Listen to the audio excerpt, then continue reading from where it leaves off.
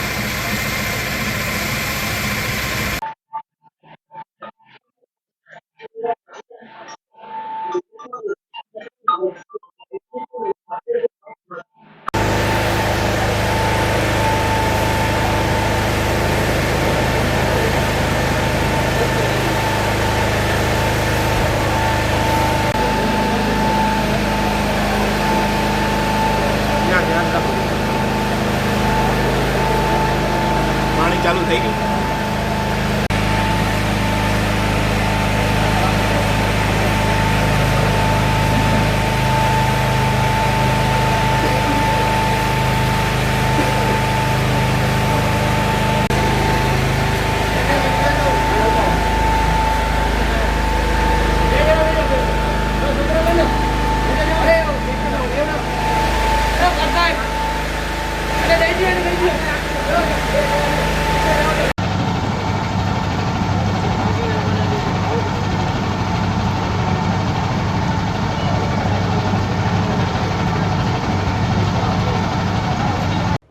Flat number D304 માં આગ લાગેલ છે। જાણ મળતા હેડક્વાર્ટરથી તથા અમારી ફર્સ્ટ રાઉટ રૂપમ ચોકીથી થઈ હતી અને ત્યારબાદ હેડક્વાર્ટરથી ફર્સ્ટ નાઉટ અને એમ્બ્યુલન્સ પણ રવાના કરેલ હતી।